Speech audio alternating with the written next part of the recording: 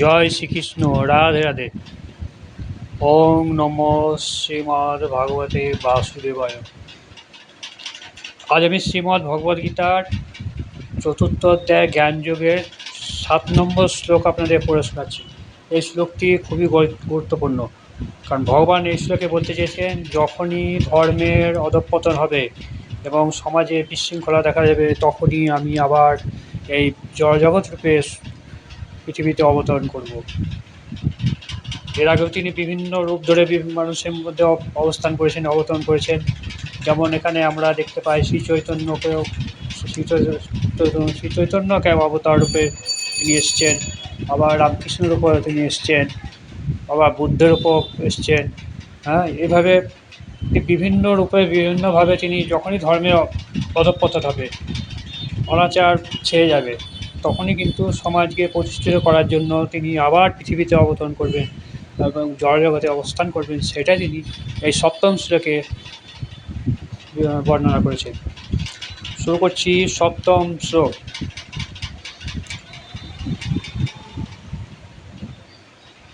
যদা যদা হি ধর্মস্য গ্লানির্ভূতো ভারত অভ্যুত্থানম ধর্মস্য তদানীত্তনাহং সৃজাম্যহম। শ্রী শ্রী প্রভুপাদের গীতা গান। যদা যদা ধর্মগ্লানি হইল সংসারে, হে ভারত বিশ্বভার লঘু পরিবারে।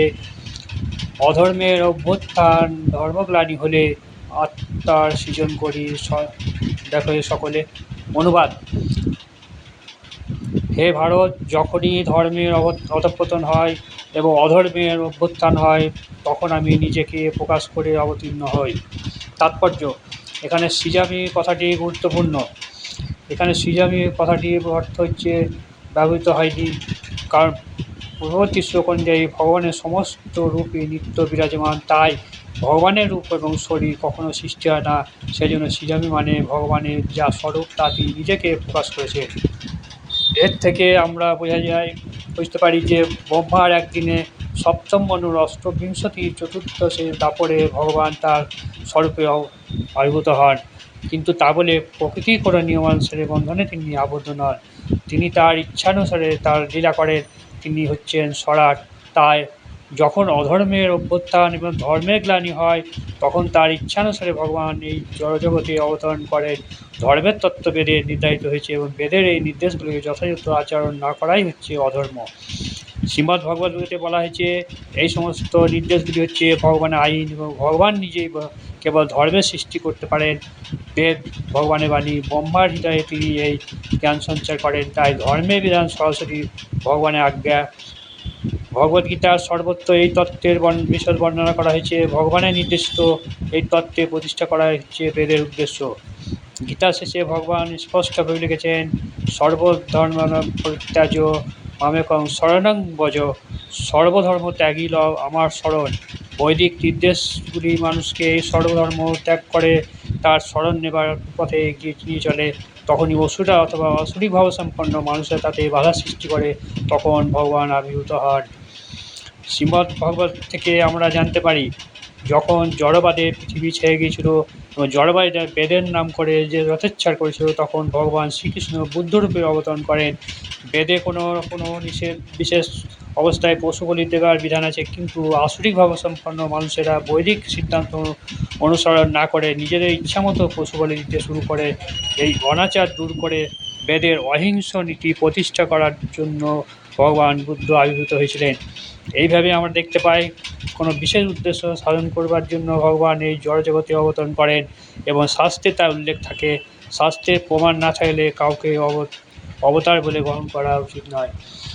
অনেকে আবার মনে করেন ভগবান কেবল ভূমিতেই অবতরণ করেন, কিন্তু এই ধারণাটা ভুল।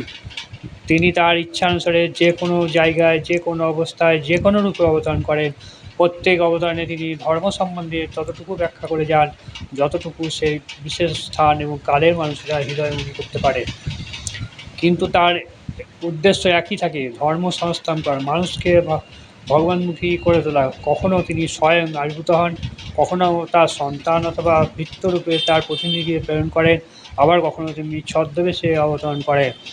অর্জুনের মতো মহাভারত ভাগবতকে ভগবান ভগবদ্গীতা শুনিয়েছিলেন, কারণ ভগবত গীতার মর্মার্থ উন্নত বুদ্ধিমত্তা সম্পন্ন মানুষেরা কেবল বুঝতে পারে। 2 আর 2 4 হয়, এই এই আক্ষিক তত্ত্ব একটা শিশুর কাছে যেমন সত্য, আবার একজন মহাপণ্ডিত গণিতের তজ্ঞের কাছেও সে একই সত্য। কিন্তু তবুও গণিতের স্তর ভেদ আছে। প্রতিটি অবতারে ভগবান একই তত্ত্বজ্ঞান দান করেন, কিন্তু স্থান কাল বিশেষ তাদের উচ্চ এবং নিম্ন মানব সম্পন্ন বলে মনে হয়। উচ্চ মানের ধর্ম অনুসরণ শুরু হয় বর্ণাশ্রম ধর্ম সমানিত সমাজ ব্যবহার করার মাধ্যমে। ভগবানের অবদানের উদ্দেশ্য হচ্ছে সব জায়গায় সকলকে কৃষ্ণ ভাবনায় উদ্বুদ্ধ করা। অবস্থা ভেদে সে সময় সবসময় ভাবনার প্রকাশ হয়। অর্থাৎ 7 নম্বর শ্লোকে আমরা কী জানলাম, যে যখনই ধর্মের অধঃপতন হবে এবং অধর্মের অভ্যুত্থান হয়, তখন আমি নিজেকে প্রকাশ করে অবতীর্ণ হয়। এটা তিনি বলতে চেয়েছেন। তিনি বলছেন যে শ্রীমদ্ ভগবদ্গীতায় বলা হয়েছে এই সমস্ত নির্দেশ যে ভগবানের আইন এবং ভগবান নিজেই কেবল ধর্মের সৃষ্টি করতে পারেন। গীতার শেষে ভগবান স্পষ্টভাবে বলেছেন, সর্বধর্ম পরিত্যাজ্য মামেকাং শরণং ভজ, সর্বধর্ম ত্যাগী আমার শরণ।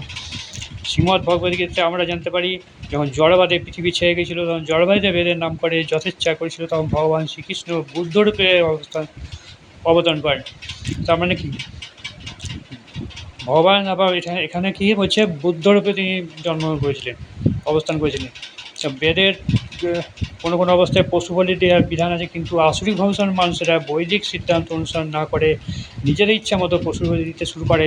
এই অনাচার দূর করে বেদের অহিংস নীতি প্রতিষ্ঠা করার জন্য ভগবান বুদ্ধরূপে অবতরণ করেছিলেন। তার মানে যখন বুদ্ধদেব যখন ছিলেন, তখন ওই টাইমে কি অনাচার সৃষ্টি হয়েছে তার আগে, সেই জন্য তিনি বুদ্ধরূপে অবস্থান করে তিনি তখন অহিংসা নীতি দূর করার জন্য প্রতিষ্ঠা করেছিলেন, বুদ্ধদেবের রূপে জন্মগ্রহণ করেছিলেন। আবার আর একটা কথা বলতে চাইছে, যে অনেকে বলেন যে ভগবান আমাদের এই দেশেই খালি জন্মগ্রহণ করবেন, বলছে না, বলছে আমি যে কোনো জায়গায় যে কোনো অবস্থানে বিভিন্ন রূপে জন্মগ্রহণ করতে পারি। কখনও তিনি বলছেন যে, তিনি ব্যাখ্যা করেছেন, তিনি বিশেষ কাল এবং স্থান কাল মানুষের হৃদয় মুহূর্তে বিভিন্ন জায়গায় বিভিন্ন অবস্থান করে। বলছে আবার কখনো বলছে তিনি তার সন্তান অথবা ভিত্তরূপে তার প্রতিনিধিকে প্রেরণ করেন, আবার তিনি কখনো ছদ্মবেশে অবতরণ করেন। মানে তিনি যে শ্রীকৃষ্ণরূপে অবতরণ করেন সেটা নয়। হ্যাঁ, যখনই ধর্মে অধঃপতন হবে, যখন সমাজে বিশৃঙ্খলায় ছেয়ে যাবে, তখন তিনি কী বলছে, বিভিন্ন রূপে তিনি জন্মগ্রহণ করবেন। হ্যাঁ, তখন সমাজ ব্যবস্থাটাকে পরিবর্তন করবেন, বিভিন্ন ধর্ম প্রচার করেন, ভগবদ্গীতা তাদেরকে পাঠ করিয়ে তিনি তার যথার্থ মর্ম বুদ্ধি করে, হ্যাঁ, তখন তিনি সেই যত সব বিশৃঙ্খলা ছিল সমাজ থেকে দূর করবেন। এটাই বলতে চাইছি, সমাজে যখন বিশৃঙ্খলা হবে তখন তিনি অধঃপতন চলে যাবে একদম শেষ পর্যায়ে, তখন তিনি আবার জন্মগ্রহণ করবেন, বারবার তিনি জন্মগ্রহণ করবেন বিভিন্ন রূপে। এটাই 7 নম্বর শ্লোকের মূল বক্তব্য।